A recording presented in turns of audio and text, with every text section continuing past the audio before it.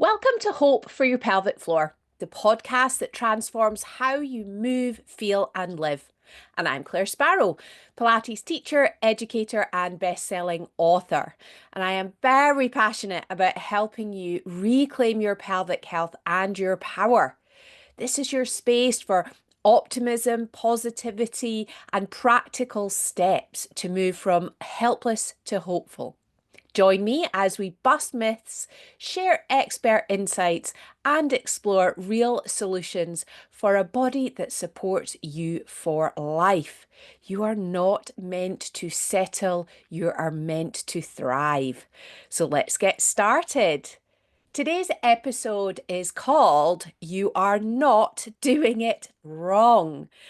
I am so aware of this kind of undercurrent of pelvic floor exercises when I first meet people and I tell them a little bit about what I do.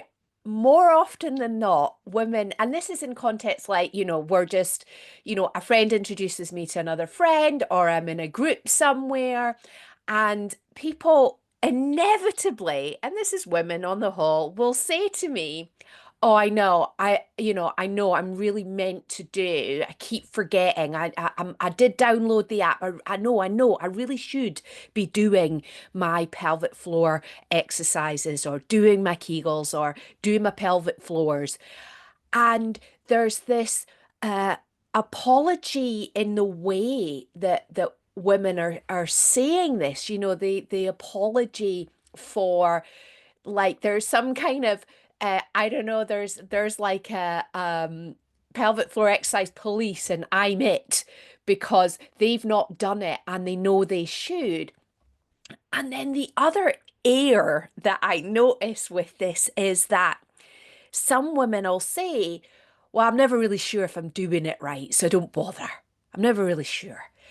And this is absolutely huge, I think, that somehow we know we should be doing them, and we're not sure how we should be doing them. This undercurrent that's there. And I really, oh, you know me, I like to bust the myths and speak the truth. And I wanted to say today that really there is no specific set exercise that women are like taken away and taught secretly and you've missed out on it somehow. There's not something that you have missed, and there's also not a situation where you're actually doing it wrong. This idea that, oh gosh, I'm not going to do it because I'm not sure if I'm doing it right. Nobody's really taught you. And I know, like, there's a lot of frustration and guilt and shame. That's how I felt because I did the exercises, but actually what happened was it made my prolapse symptoms worse. So there's the other side of it too. And I just assumed, like many women do, like, oh, well, I must be doing the exercises wrong. And there's a secret society of women who've learned how to do it and they're doing it right, and I must be doing it wrong. And actually, it's really not the case. It's 100% not the case. And we've talked about this. If you go back to the Danger Kegels Are Bad For You episode, I talk a lot about that in that episode. So, what I wanted to talk a bit about today is what sort of alternatives could you do that might fit into life a little bit more easily? How could I potentially explain to you today how you could do some things that will work, where you've got a comprehensive instruction of how to do it, and it gives you, yeah, it's not a secret anymore, and you won't be doing it wrong, basically. So I'm hoping that we can go through a few ideas today. So I know that the strength exercises are prescribed as a one size fits all, and I've explained that as well. And you also know that you're told to do it and the assumption is made that you know how. Like loads of things. If you went, let's give the example of if you went to the doctor and you had pain somewhere, they might prescribe to you a medication that's going to help to reduce inflammation or reduce the pain, or they might give you a referral to a physiotherapist who will help you to rehabilitate and move without pain. With all of those scenarios, you're also given some sense of the side effects. Like, what would the side effects be from taking that medication? If you were prescribed exercise and treated by a physiotherapist, they might say to you that you might need to breathe in a certain way. They might say to you, if you notice this happen, stop. If this happens, that's what you're looking for. Great. The same with medication. If this symptom happens, then stop and book back in for an appointment and we'll look at an alternative. This is never the option when we're being prescribed, because that's what it is, often, a midwife or a GP might say to us, do your pelvic floor exercises. Or the worst is when it's, oh, you are doing the assumption, oh, you've to do, or you're doing your pelvic floor exercises. And that guilt that then, oh, that heaviness of the guilt feeling when someone else, that professional, is making the assumption that you know how, that you are doing it. And the truth is, you feel like you don't know how and you're not doing it.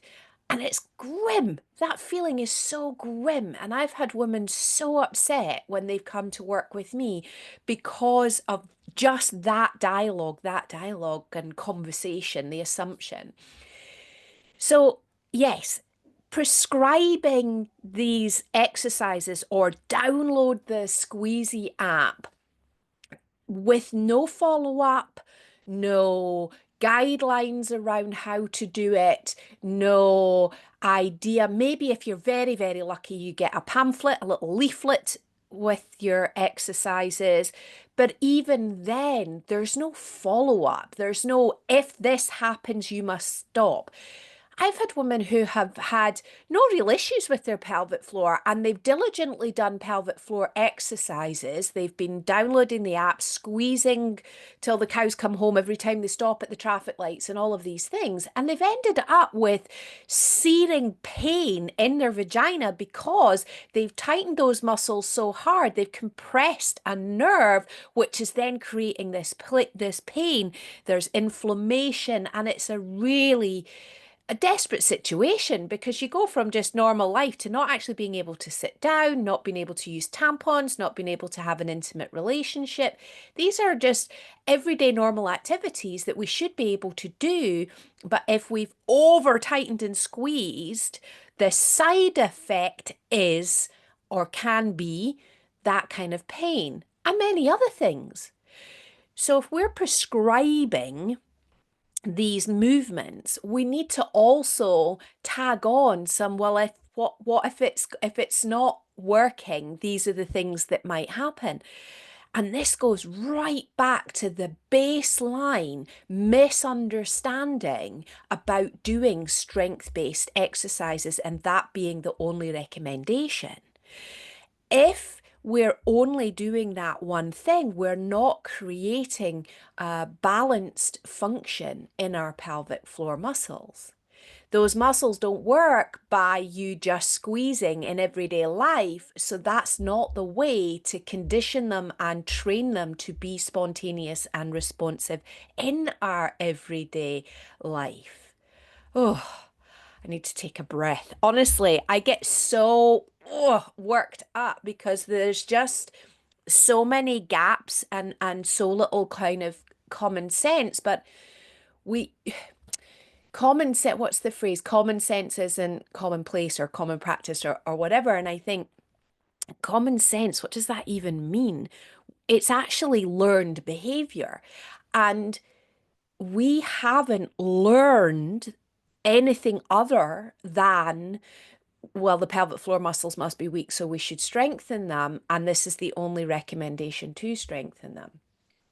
Anyway, I do feel like a little bit preachy and ranch, like I'm going on today, but it's because on the daily, every day, I'm working with women who are suffering because of this misunderstanding around pelvic floor. So let's think about it this way. Let me give you a little bit of logic before I give you some specific exercises that might be able to work for you. The pelvic floor muscles need to be strong. I'm not denying that for sure. They need to also be able to relax. They also need to be able to lengthen under loads. Like if you squat down, they need to lengthen out. And that's three kind of functions there that I'm describing. For them to be able to, let's just go back to strong, for them to be able to be strong, the brain, so your brain and your pelvic floor have to be in conversation. If they are not in conversation, that can then appear like your pelvic floor is weak because it may not respond spontaneously as we want it to. So you cough, and I'm getting over a horrible coldy, buggy thing. And so I have had a cough, and it's been a great reminder of the importance of the health and function and spontaneity of my pelvic floor. And if you have that situation of coughing or sneezing or even laughing or jumping, you want your pelvic floor to respond dynamically, spontaneously to that situation. And if you wee when you cough or sneeze, it might feel like the pelvic floor is weak because it didn't support me in that situation. I propose that it's the communication between your brain and your pelvic floor that needs to be re-stimulated so that your pelvic floor can support you in that situation. It's not as straightforward as the muscles are weak, so we'll just intervene and strengthen them. You can't go about it that way because there might be a whole myriad of other things going on in your body, not just in your pelvic floor, that's preventing that coordination between your brain and your pelvic floor. I'm going to use the example of a birth injury because 90% of women who've had a vaginal delivery will have had a birth injury. That means an episiotomy or a tear. And so often, the women I work with say, oh, yeah, I had a normal delivery. But what does that mean? What does normal mean? Really, most women, when I'm working with them, they'll say, I had a normal delivery. And what they really mean is they had a vaginal delivery. And a vaginal delivery in 90% of cases in the UK will have a birth injury.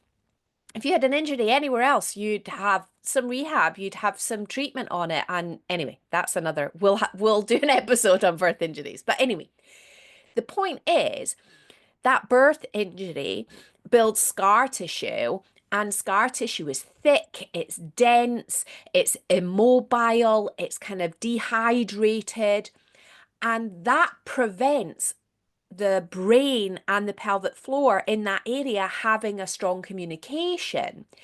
So think about it like this. The fluid, so the hydration of your pelvic floor, is what holds the communication or has the communication with your brain. So if it's dry and it's not hydrated and it's immobile and stuck and stiff, then that communication, it's broken down. So why would we then think that we can strengthen that area to help the pelvic floor function? No, no, no. We need to go back several steps before we can actually get the pelvic floor and the brain to talk to each other. Oh, I know. I'm ranting. I can't help it. And if you don't have a birth injury, doesn't mean that this doesn't apply to you. Because even just sitting on your bottom creates dehydration and lack of mobility of the tissue in the pelvic floor. And so it also needs hydration. It also needs movement. So it's huge. It's huge. We're prescribing these exercises to a massively complex area. And it's become so common sense to me, but I know it's not commonplace, which is why I want to explain the kind of logic and my common sense really behind it. So where do we go from here? So obviously, you're not doing the exercises wrong, and if you're not doing them, don't worry about it. It's not your fault. There's no problem here. It's like being given a medication without knowing the potential side effects. So there are movements that you can do, and I always come back to breath. You will hear me on the podcast and everywhere I teach, coming back to breathing over and over and over again because it's so fundamental. If you pull your belly button to your spine, if you suck your abdominal muscles in, if you pull up your pelvic floor, you are not able to breathe properly.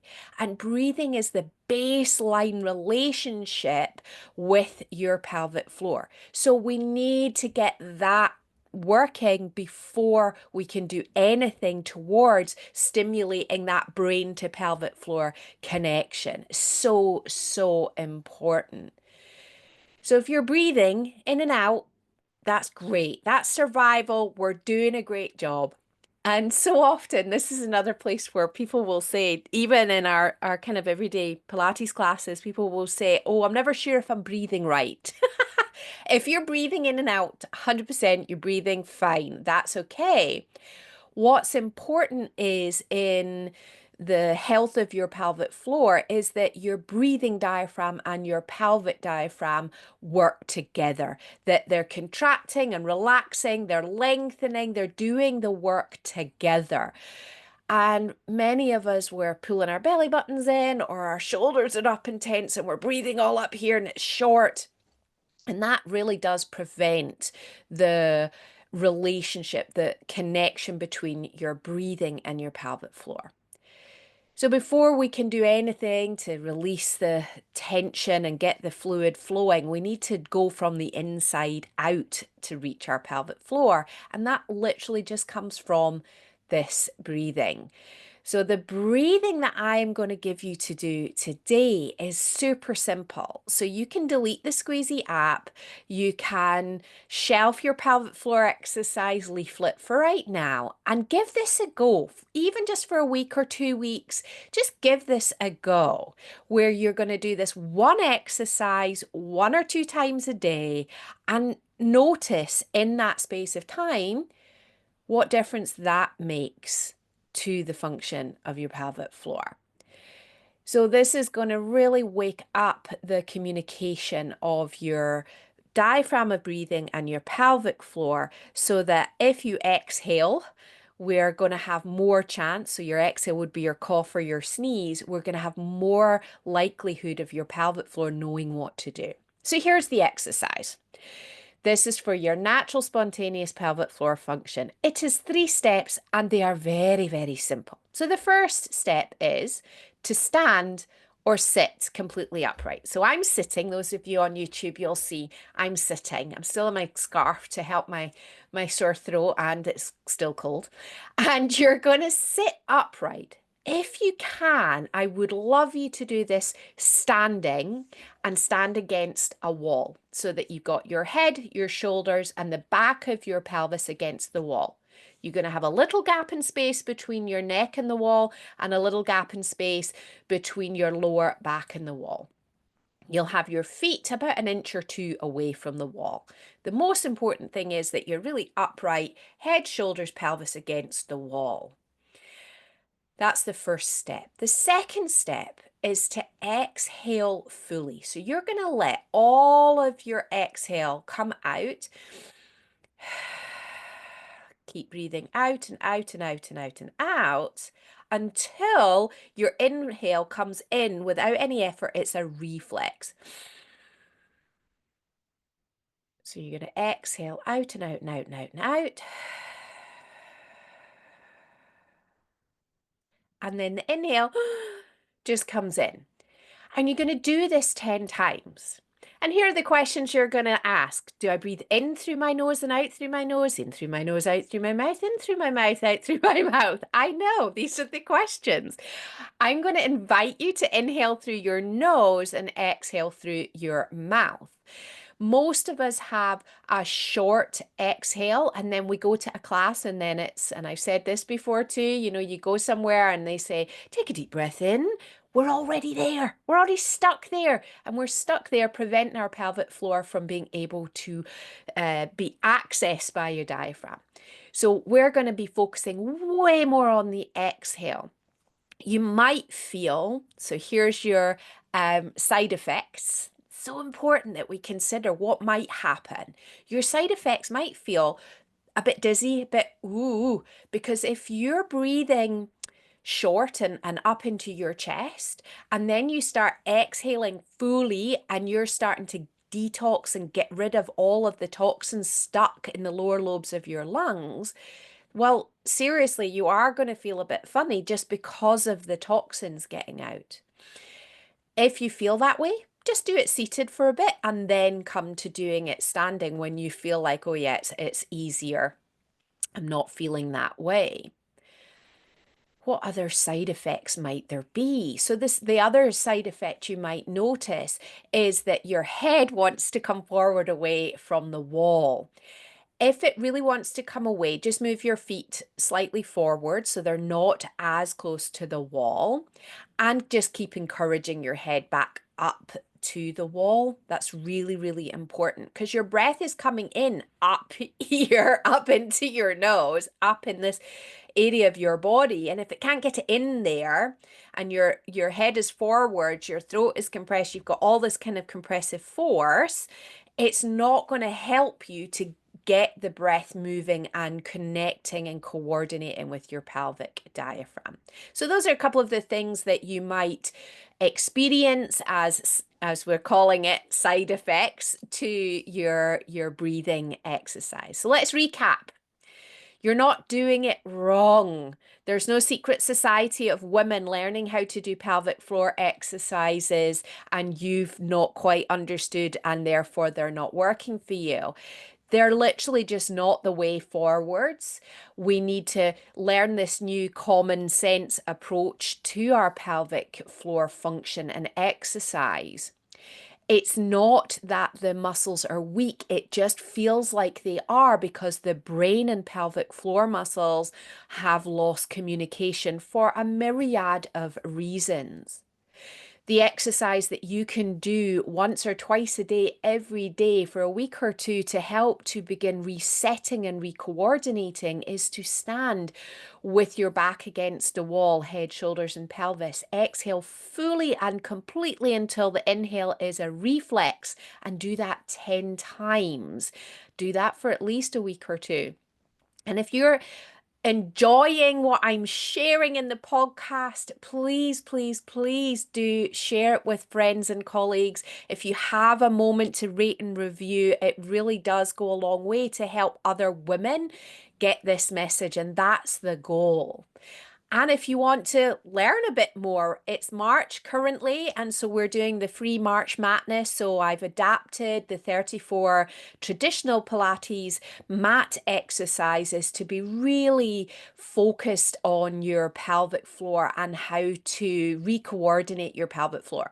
So you can join that for free. Find me on Instagram and Facebook, Claire Sparrow Pilates, or Hope for Your Pelvic. Oh, easy for me to say, Hope for Your Pelvic Floor. And you can just reply March and we'll send you a free link to join us for that. And you have lifetime access to it as well. And as always, the membership is available to join anytime. And I'd love to see you in there. Oh, that's been another episode. I've loved sharing with you and I look forward to seeing you, hearing you, speaking to you again next week. Thanks, everyone. Bye for now.